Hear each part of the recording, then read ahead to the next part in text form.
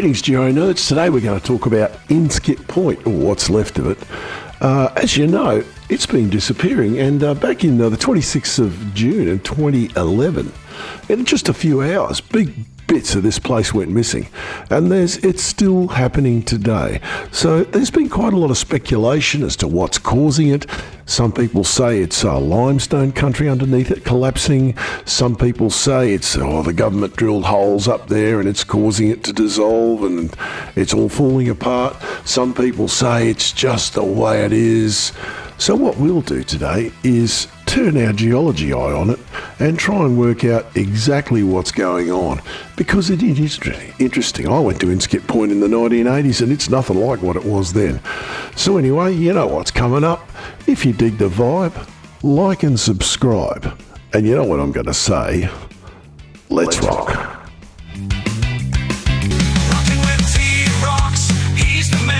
Show you what it means, from our mystic shores to outback sands. Rocks, he's your guide to our ancient land. He's your guide to our ancient land.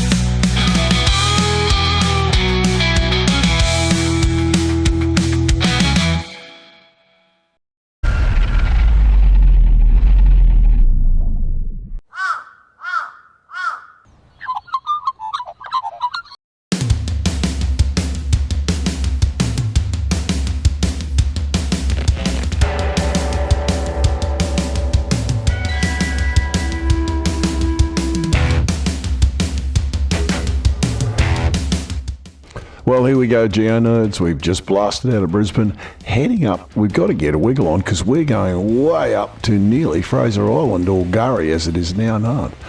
Past beautiful Noosa there, heading up past the coloured sands, and there's Rainbow Beach, an awesome little town. Petrol's a bit dear, but nice town. Great stuff, nice fish and chips.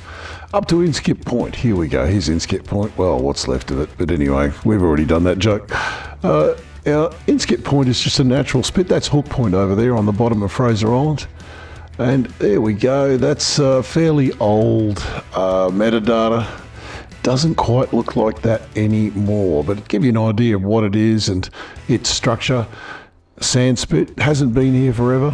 A few thousand years ago, Fraser Island was right around, came straight down. That channel was not there. But that channel, when you look at it in that image, you can see it's a fairly severe channel. And I'm showing you that because you can see that little bit of continent out there. I'll just put a ring on it. That's actually Zealandia, and it's very close to the Australian continental shelf there, and there's quite a lot of stress on the continent. So we'll talk a little more about that in the geology. So folks, let's have a quick look at how Inskip Point has changed. Here's 1958. It looks like a sand spit, which it is. 1966, you can see there's a few bites taken out of it there. And there's a reason for that.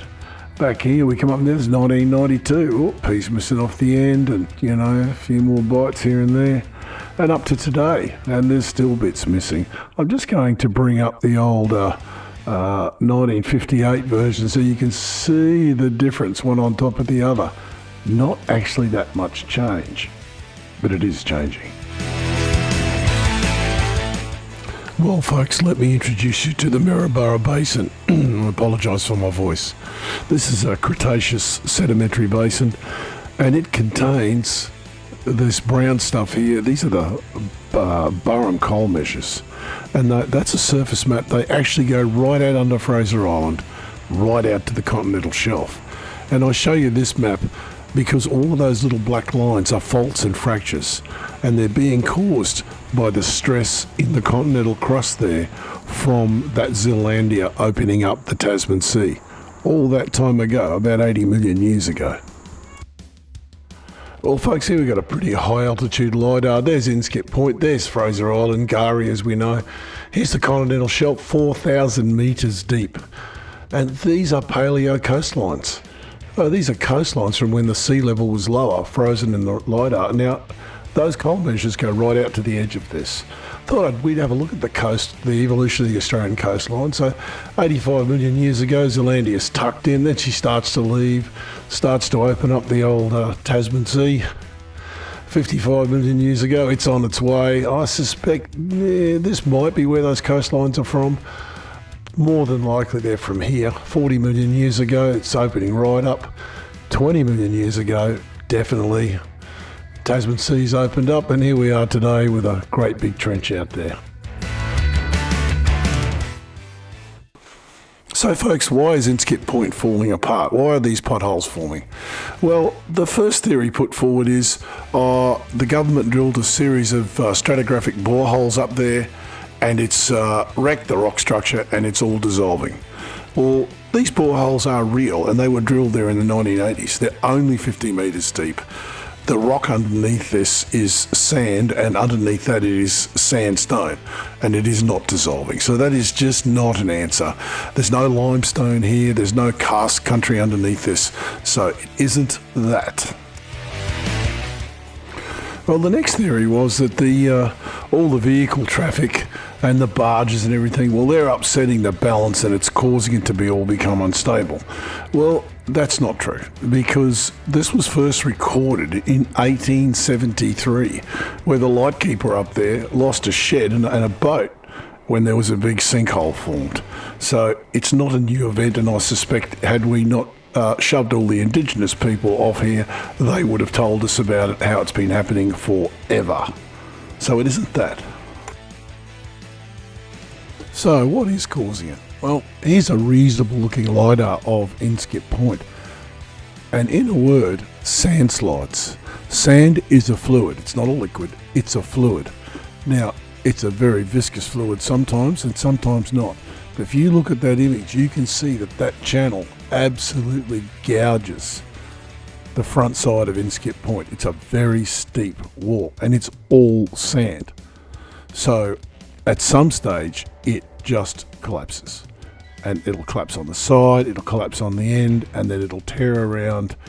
And that is what's happening. These are sand slides. They're perfectly natural. Made worse by different tides. If the tides are really big and the sand is already wet, then it's going to slide.